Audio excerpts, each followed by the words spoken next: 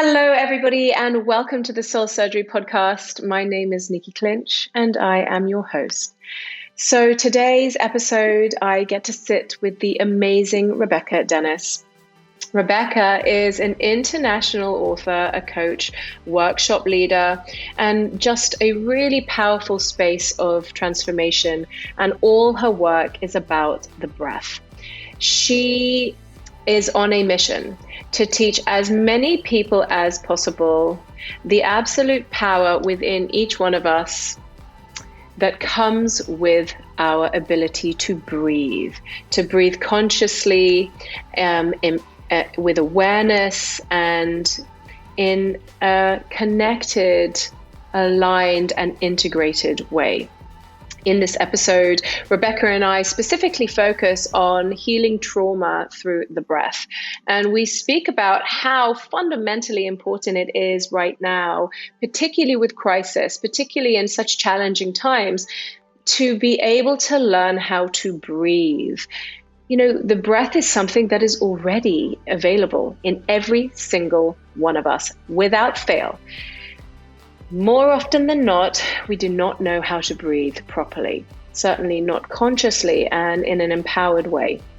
And so in this episode, Rebecca and I speak about how can we use the breath in order to empower ourselves, but also to heal trauma, triggers that are coming up, old wounds that are coming up. How can we use our breath, not just to get us through, but to create healing? So it's a really important episode, and I hope that you receive a lot of support and wisdom and knowledge in this, and hear exactly what you need during this time. And so if you love this episode, please do share with us any insights or aha moments that come for you. Any moments that kind of really impact you, that make a big shift, do share with me, because I love to hear about your healing. You can get hold of me, either write a comment underneath the YouTube video, or you can send me a DM on Instagram, Nikki_Clinch, or you can write me an email on my website, nikkiclinch.com. I always love to hear about your healing. And if you love this episode, leave us a review, because your reviews really matter. They actually have a really powerful impact.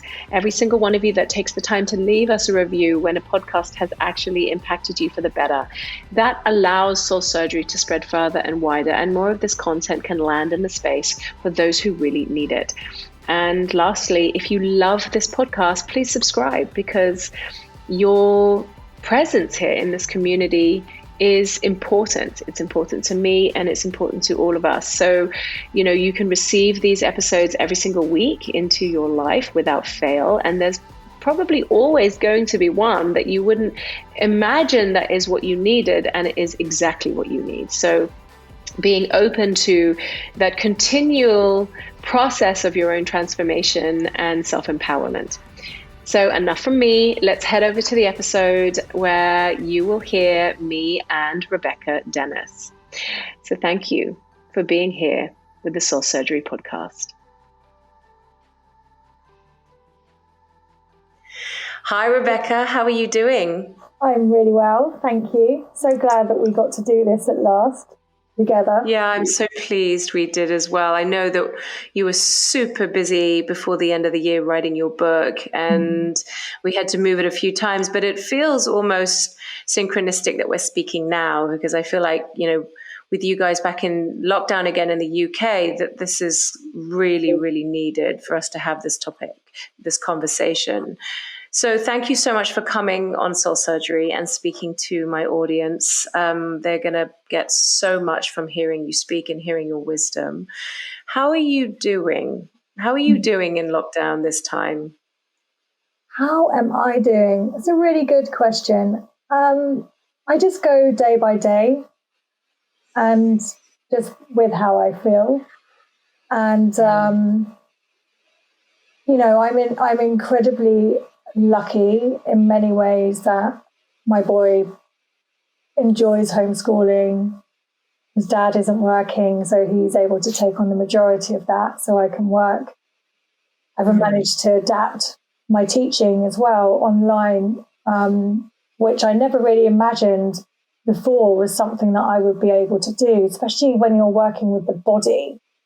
And it's such a, somatic, sort of intimate experience, working with people and working with their breath. So, but that for me has been, something that I probably wouldn't have ever pushed myself to have done. Yeah, and obviously I've been writing these 2 books, so it's very different now, because when we first went into lockdown in March, it was spring, and it was a bit like spring was on acid. It was so beautiful.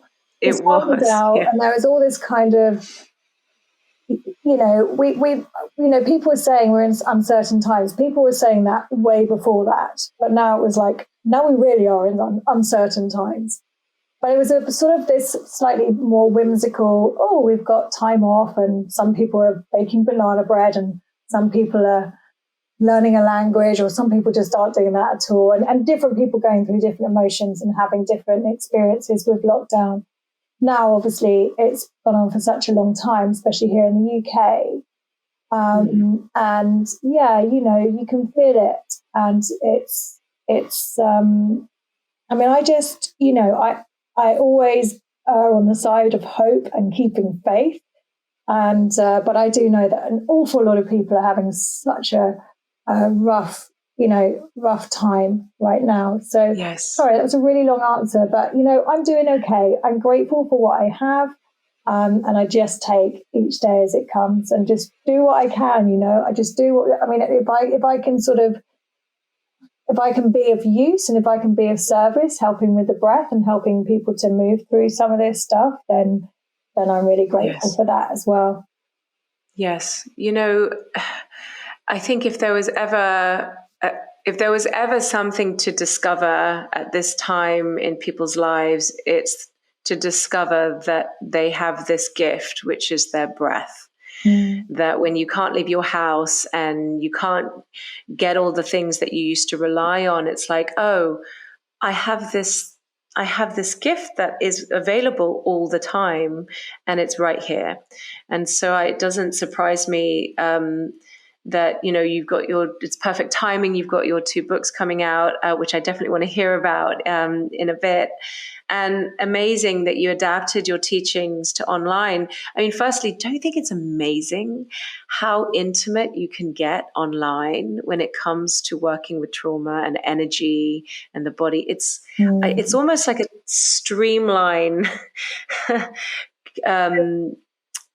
connection sometimes. Have you found that you can still have just as powerful and healing sessions online? Yeah, you really can. I mean, I didn't rush into it, because I know how powerful, especially when we're working with some more advanced breathing techniques, how powerful they can be when I'm in a room with a group, or I'm in a room with a person, and it can be very physical or very emotional, or you're moving through trauma, but there's someone there in that room to hold that space with you and to be there with you and to be helping, in the different ways that I work when I'm working with acupressure or movement and so on. But actually, it's really interesting how it's sort of, how it's come up and how it's made us all question how we work and how we, it's because breathwork has never been about fixing anyone.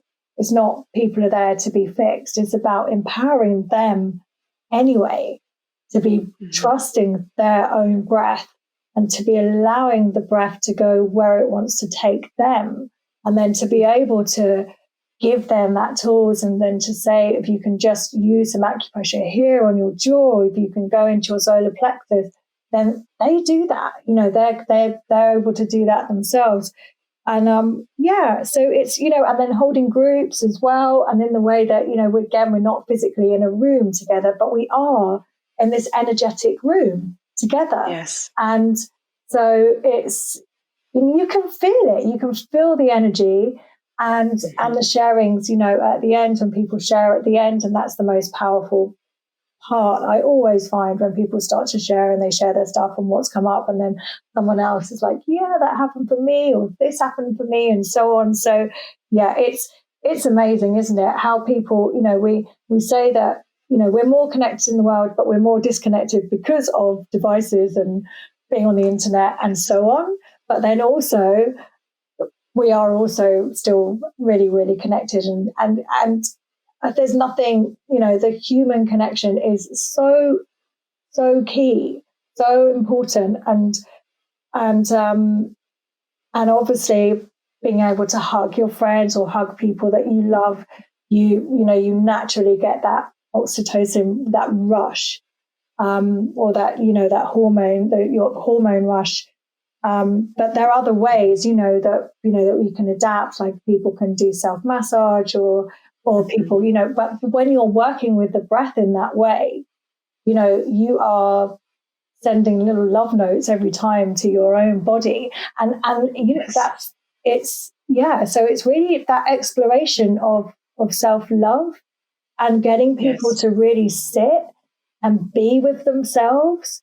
And, rather than kind of, I'm going to go to this person or I'm going to go to that person to be fixed, it's like people just actually really getting that power to have this deep, deep inner knowing, where they can really listen to the sound or the feeling of their own intuition. Because no one can teach you intuition. Only you can experience that. And it might be a voice, or it might be a feeling, or it might be a sound or a sense, or so on. And in that way, it's just it's been really beautiful. Really, it has been, and I like you, I have found it equally as powerful. Although I was thinking today, gosh, I can't wait to get. I love working with people and working with their bodies, but this is what we're doing for now. I remember, as you're speaking, I remember the first time that I met you, and it was at Wonderment Festival. And I had just separated from my husband, and it was the first weekend that I went away when he had the children. So it was kind of the first weekend that I was kind of experiencing myself in this separation out in the world. And I came to Wonderment, and I came to one of your workshops, and we were in this yurt in the middle of the most stunning woods that had such an incredible energy. And, breathing with you and that group, it was just medicine. It just was absolutely pure medicine for me. And, I saw, you're very hands-on, like putting hands on the body when someone needs that support or that help to release, or, coming close and speaking to someone and speaking words that need to be said. And we speak about the amazing thing about online, but when we can all get together again in a room, it's going to be so beautiful. But I want to thank you for that session, by the way. I have done it before off camera, but I wanted to do it on camera because it was so empowering. Like you said, it empowers the breather, and it empowered me in that moment in time when I needed to remember that even through massive change and massive transition, you can always come back to your breath and your body. And also just allowing yourself as well to have that space to feel all of the maelstrom of emotions that were coming with that moment and that time, and just to be in a space where you felt safe enough to be held, that you could let go as well, and just feel it all. Because that's the thing, isn't it? It's just being with sometimes with the uncomfortableness, but also we have to, when we're connecting to that breath in that way, and when we're taking ourselves back to those places where maybe we held our breath, or we didn't allow ourselves to process that feeling or that experience then because it wasn't the time, or it wasn't appropriate, or we had to stay strong, or we couldn't have the tantrum or whatever it is that we needed to have then. And that's, so that's the beauty, isn't it, of just being allowed to just to unravel, work with the nervous system, high emotions, high body, that return back, isn't it? That coming back. It is a returning. Yes. So let's talk about that. We're talking about healing trauma through breathwork. I'd love to hear from you, what you see as trauma, and what leads someone to depart from their natural breath.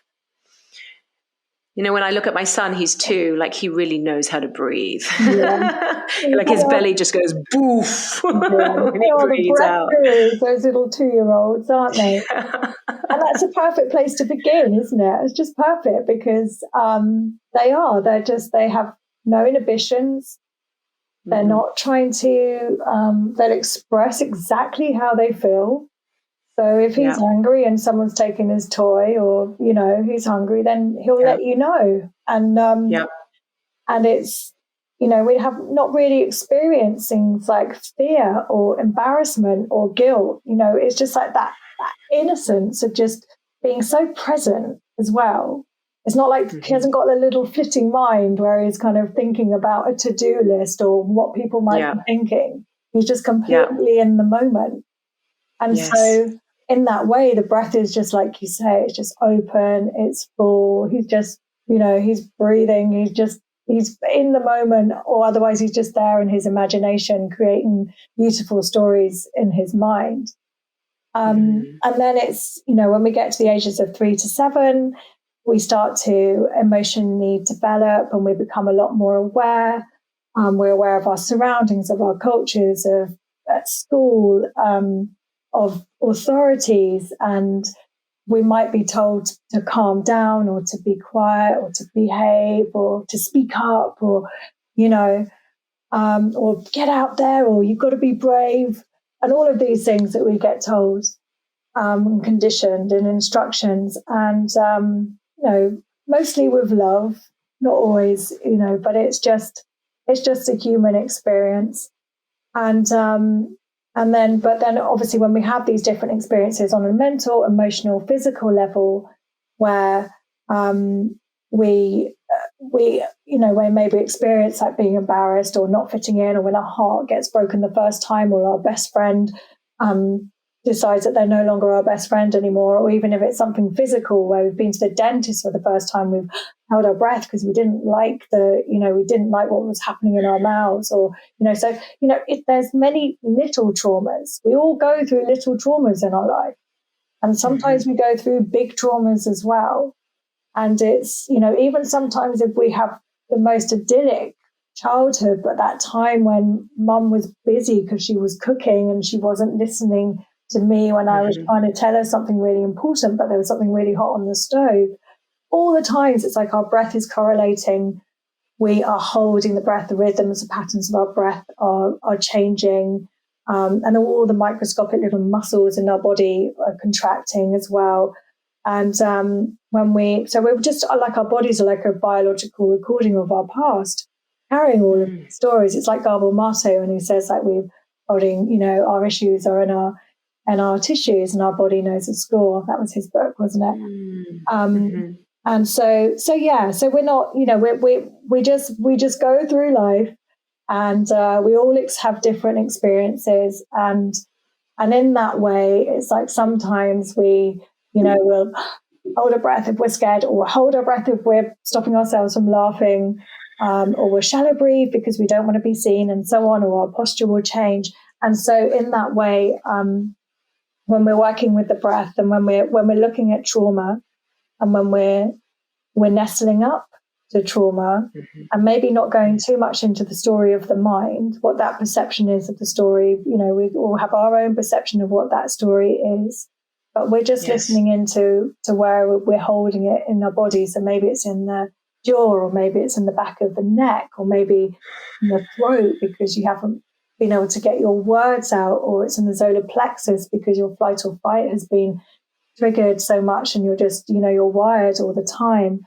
And some people everybody goes at their own pace. There's not ever one size fits all technique, and it's not, it's just like, it's about becoming the architect of your own breath, where and trauma as well doesn't come necessarily just because you're having that session or you've gone on that week retreat, that you're going to release all of that trauma there and then. It's a journey, isn't it? It's like an unraveling. Yes. And so, I really, when I'm working with people, I really like to hold a safe container where I just have the utmost respect for whatever comes out, and never to force it or to push it. When it's ready, it's ready. It's like a child, you wouldn't, if a child was scared and they're at the end of a corridor, or, and they're scared down there, you're not going to leave them. You're not going to tell them just, oh, get on with it. You'll stop being so, you've got to be brave. You stay with that child, and you until they feel safe again. So it's really getting the body to feel safe. Yes. As I hear you speak, what I also hear in your words is, and in this process, is that this, when we have the trauma, whether it's big or small, we learn some kind, it's survival when we hold our breath. Mm-hmm. And in that survival, we depart that flow with life, that trust with life. And so when you come back to your breath, it's like coming out of survival and coming back into life. And at the beginning, it can be quite terrifying, because we've relied so heavily on this survival. It's like, but that got me through those times. This is how I am now. And so, often people will say to me, "Oh, Nikki, I want to live free. I want to live free." But they don't realize that to be able to come home to that, there's uncomfortableness to experience first, when you learn how to breathe. Or I remember the first time I let my belly really hang out and not hold it in, like how much emotion moved through me, because I've been holding it in for like 20 years. And it's like, you come out of survival. And we have so many coping mechanisms to bypass those feelings and to protect us. And the subconscious was like, well, that didn't feel good, so we won't feel that again. Or we numb out, or we check out, or we keep ourselves really distracted, or we keep ourselves really busy. It's like, in the way that, trauma can be very connected to addiction, and that disconnection of, not necessarily wanting to be in your body, or not fully being in your body. And then sometimes we'll desensitize as well. I mean, when you think of like what we've been going through for the last year and the last year here, and how many people have been in flight or fight and in survival mode. But actually, at the start, obviously a lot's happened now, and a lot's moved on, and people have lost people, and people have, there's that uncertainty, people have lost jobs, and that is, it's genuine, it's survival. But also internally, nothing in us has actually really changed. So internally, those triggers which trigger us now were triggers that were always there. And it's how we manage internally, when we get triggered like that, how we sit with that, how we process it, how we react to it, and how we sort of learn to, the body's amazing how we can be in survival mode, or we can be stimulating the parasympathetic nervous system. And in that way, that stress isn't always bad. It helps us to get the job done. But it's just the pause in between the stimulus and the response, and the pause, the time that we take to sit with ourselves and to allow ourselves to feel that, which we don't always get taught. In our culture, really, we're not really encouraged to sit with grief for too long. We're encouraged just to get on with it. So, like, which in many other cultures, It's, some people aren't quite so scared of death. Yes.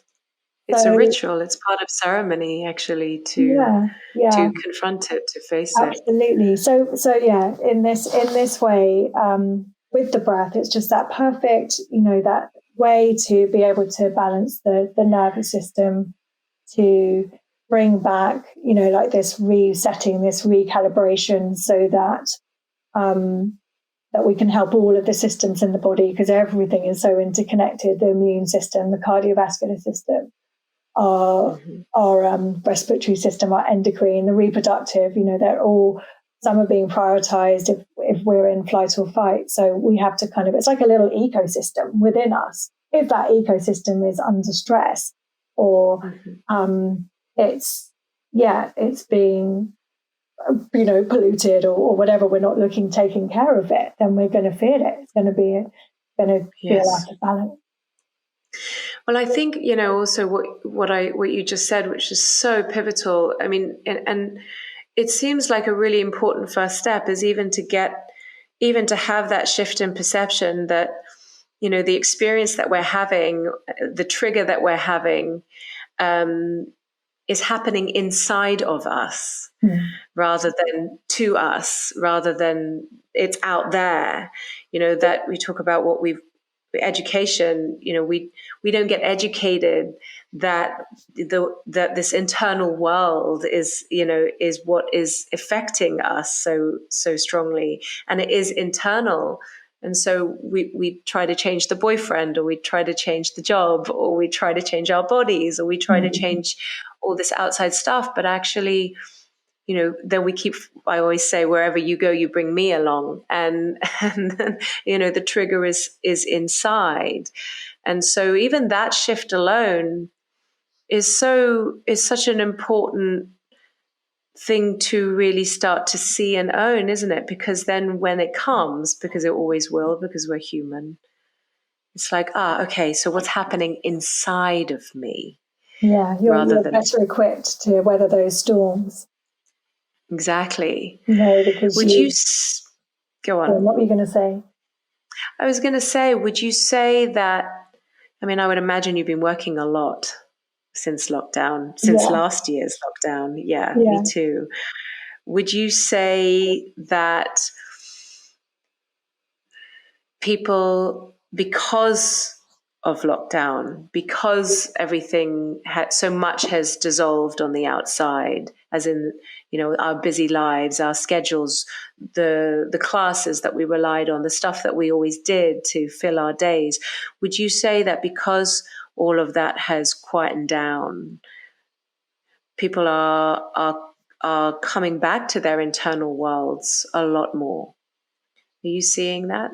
Yeah, I guess the people that are coming to me, but I can't vouch for the whole of the world, and people deal with stuff in different ways. So, but I, it is a really interesting time, and people are definitely, as I'm sure you're experiencing, people are just more open to, to breath work, to doing this work, and also, that they get it. They really get it. Don't really have to sort of explain it. People can now feel it in their body. So you get that feeling of, I think it's, again, if you go back to last lockdown, because all the little kind of distractions, going to a restaurant, going shopping, going and seeing your friend for a coffee, going to work, being on the tube, all of these things that you just keep very, very busy doing. And I think that so many people, genuinely now just really appreciate the seasons more. They appreciate nature more, the bird song, not having quite so many cars on the road. And so but also on another level, many people, what I've found is just like so much trauma has been coming up for people. Yes. Big time, like stuff where maybe because we're spending so much more time with ourselves that, and sitting with ourselves and doing this, the work, then Even for me, and I'm sure for you as well, stuff that I thought I'd dealt with that, and it just came and smacked me right back in the face until I just was having to sit. Sometimes, I would just like cancel everything for a week and allow myself to process stuff that I hadn't, because it's in the way, layers and layers of stuff that comes up to be healed. Yes. Yeah. I mean, there's nothing quite like the threat. I mean, we actually do, there is a threat to our lives as well. So that is a major trigger to the survival and the way to the trauma that's there. So, and that's real, that's actually been real. And so of course that's going to trigger that trauma that even we have healed, but it's going to bring it right back up again. I too, I've had to take whole weeks off just to not hold space for anyone, just so I can hold it for myself because of what's, moving through. I've had moments when I've been right back in being a 4-year-old again and, scared for my life. And it's like, oh, I have to breathe through this. I have to hold myself through this. And, if I like you said, I'm sure we're not alone. I'm sure a lot of people are having the same. Yeah. It's been, that's it. It's like mental health is, it's through the roof. Anxiety is through the roof. Depression, but also at the same time, it has always been here as well. And we were on this runaway train that was sort of cascading towards the cliffs. That there is an opportunity right now to change and to feel and to slow down and to maybe debunk how we value success, the perfect life, what the illusion of safety is, Yeah. So, that's all, lots of bells have come off, I think, in many ways like that. And so, it definitely is an opportunity for change. It's almost like we don't have a choice. Maybe Mrs. COVID has just said, no, human beings, you've not learned yet. You're not changed. You're not going anywhere. Yes. Yeah. So tell us about your books out this year. You said 2 books. I know you've got, you tell us about it. Tell us about what's coming out this year. Thanks so much. Okay, well, the first one which has come out is just been released. So that's with Penguin and it's on Audible. And it's only on Audible. So it's not, you can't read it. And it's because we're, like I say, like I can't, I have a lot of people from around the globe that I see, but I'm not running workshops or going abroad to events. So this is like I've condensed into 4 hours the foundations of what I would teach if I'm working with people on a course or if I'm coming on retreat with me. And then there's beautiful soundscapes in the back, which Alex McKenzie, who is producing it with me, he's designed all the soundscapes, which are designed specifically to work and soothe the nervous system. So it's very basic. It's simple. You can do it on yourself, but it's also a journey that it's a guide. So you can just keep going back to it if you want to do the exercises. And then the one that I'm finishing at the moment is going to be out in June. And it's with Penguin. So that's more it's a written book and it's going to be really beautiful. And I'm I can't wait to share that too. Are you allowed to share the title yet or not? It's called Let It Go. It's called Let It Go. Beautiful. Yeah. So lots of different scenarios on how you can work with the breath, and if you can let stuff go, then what does that mean you let in? And just having it's about the collective. It's not kind of a sort of a self-help group. So not another self-help book. it's more about kind of the human experience. And if, if someone else is going through something, you can, well, try this. So like little recipes for people, remedies. Yes. Yeah. It seems to be the theme. My book is called Surrender, and it's so interesting that yours is letting go, and it's let it go because, again, it's a shift in perception. I think that so much of how our world has been functioning is that what are we going to get more of? What do we need to add? What do we need to get? What do we need to to become bigger, to become better? And it's like actually so much, if not all, of our healing is in the letting go and the surrender. It's like, what are we going to release? Oh, I love that. I love that yours is called Surrender and mine is called Let It Go. But that's I just love it's no coincidence. As well. It's so perfect. That's so beautiful. So your audio, the book on Audible, what's that called? It's called Breathe, a practical guide to breathwork exercises. Okay. Yeah, and it's with penguins. So it was, again, very timely. I wasn't expecting we were going back into lockdown when we released it, but yeah, so it's, it's something that people can do in their own time, practice in their own time. Very good. And I would imagine that is going off the shelves right now because it's so needed. So someone is in their room right now or their flat and they're triggered, their trauma is triggered and they feel alone and they don't know how to do this. How would you guide them? How would you tell them now what they can do for themselves in that moment? Yeah, well, I think it's just really being gentle on yourself, isn't it? That's the key, number one. And just to allow yourself sometimes to just feel it rather than trying to fight it or being angry with it as well. So often we get angry with ourselves. Oh, I should have, sorted this out by now. Why am I still feeling anxious? Why am I still feeling depressed today? Or why can't I shift this mood? So first of all, just, taking the slack off and just, allowing yourself and knowing that you're not alone and lots of people are going through that as well. And also, it's really important to reach out to when you can.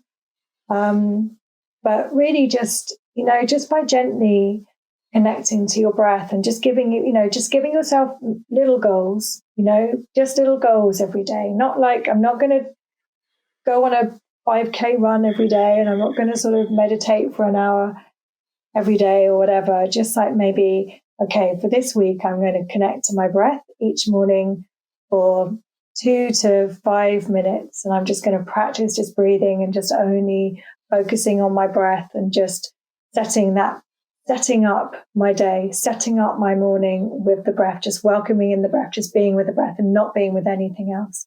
And, when we're doing that, when we're working with that active presence and just being with ourselves, we can very quickly have that power to change our state and to change how we feel, even if it's just for half an hour.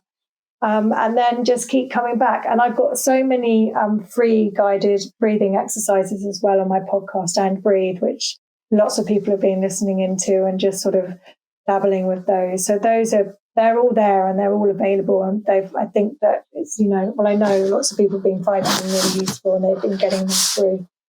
So the other thing as well, Nikki, I know we haven't got long, but the other thing too, I think it's like when we have this, there's a misunderstanding where people are told, just take a deep breath. And it's just like, just take a deep breath and you'll feel fine. And then, but if there is a lot of tension and there's a lot of tension in the solar plexus and people are already feeling anxious, actually to take those deep breaths is going to exasperate the feelings of anxiety and make it more intense. So then people are like, oh, well, I've just failed at that. I couldn't even breathe deeply. And it was making me feel more anxious. So just again, going really gently, really slowly, like listening to some of the foundations of, like the breathing and then just unraveling some of those the microscopic muscles that have been overused, which are stimulating the flight or fight. So yeah, just getting a really slow, deep diaphragmatic practice, I would start there. Thank you. Slowing down. I can hear you say that. Beautiful. Gosh, you've got so much. You created so much beautiful content for people that I can imagine, like you said, is just extremely helpful. So thank you so much thank you just so much for sharing yourself and for being who you are. It's just so much help right now. And like I said at the beginning, it's unbelievable that we have this gift, which is our own breath. We don't have to pay for it. We don't have to book on it. We don't have to do anything, be a better version of ourselves. It's here and it's now and it's there and it's not running out. So that is just such a gift. It's such a gift to come back to that. So thank you so much for sharing yourself with Soul Surgery. For those of you who are listening, we're going to be able to find Rebecca's audio guide that's on Audible right now. And then we look forward to looking for your book coming out in June. Mine's also coming out in June. We'll have a little joint pub party. Let it go and surrender. Oh, thank you so much. You did this. Let's do it again. Thank you. Let's definitely do it again soon. And look, we've actually had the sunrise as we've been on here, which has been very beautiful. So thank you so much, Rebecca. It's been really wonderful to speak to you. And I can't wait for this episode to come out and for everyone to hear it. Yeah. Thank you very much.